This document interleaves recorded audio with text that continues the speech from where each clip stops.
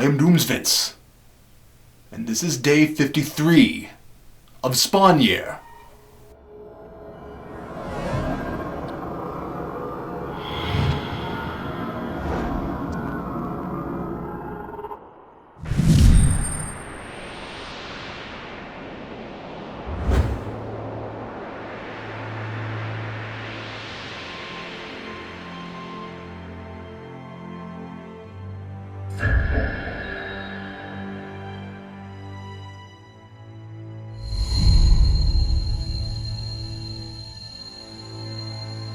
A week before Spawn Year was Christmas. My wife and son and I traveled to see extended family, and I worked constantly, writing reviews and downing Mountain Dew after countless Mountain Dew. When we came home, I kept working. I worked through New Year's Eve. I worked until I fell into a coma. I've been here only a few weeks, but some days, like today, it feels like years. And it isn't because I dislike today's comic. It's because that comic hit a little closer to home. Issue 39 takes place on Christmas Eve, and like many Christmas stories, it's a morality tale about the importance of family, of giving, and of compassion. The story is told mostly through the eyes of a 5-year-old boy who lives with his single mother and teenage sister. They don't have much, and the mother works 2 low-paying jobs and barely pays for what they do have. She's never home, and neither is the sister, typically rebellious and boy-crazy, and the boy, Greggy, is left alone a lot. But the mother isn't neglectful. She isn't aware of the daughter's absence and is doing the best she can. And Greggy, just like my little boy, loves Christmas. He obsessively counts the presents under the tree, watches cartoons about Rudolph, and waits for Santa to come.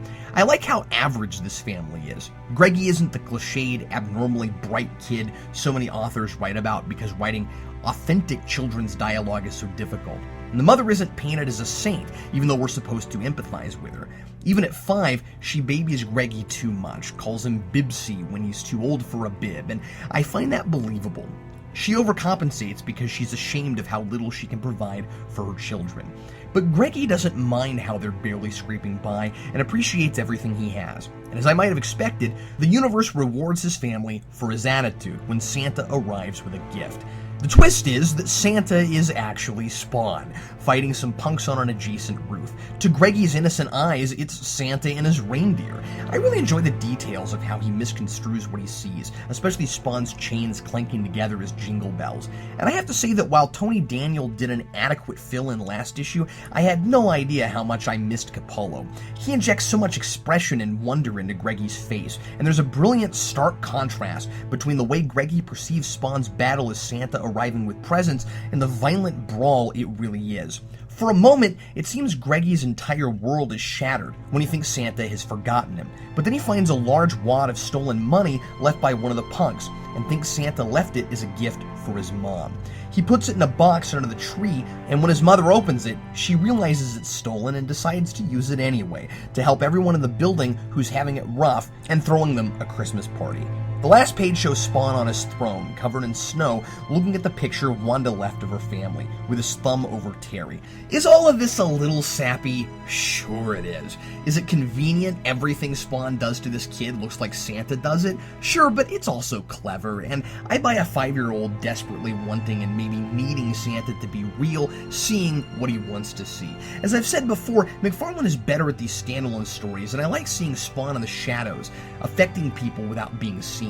I do like how the family theme, as obvious as it might be for what is effectively the Spawn Saturday morning Christmas special, ties into Spawn's story at the end. We don't have to be told that Spawn is reliving that moment over and over where he scared Cyan and Wanda's home, and perhaps that's a motivator for him in turning his focus to doing good in the city here, rather than continuing his selfish crusade against Jason Wynn. It seems now he's putting his talents to good use, and while I would have liked it more had he deliberately helped this family rather than conveniently beaten up some guys and not notice some stolen money they left, I think this positive ripple is a sign he's maybe inching toward the right track.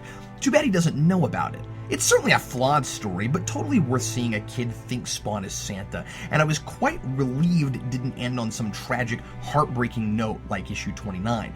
Nice of Todd to give us a break. It's Christmas. Or at least, it was when this was released. All I could think about while reading this was how wide-eyed and excited my own son will be again this Christmas, and how I won't be around to see it. Jason, if you somehow ever read this, Everything I've done here, it was all for you.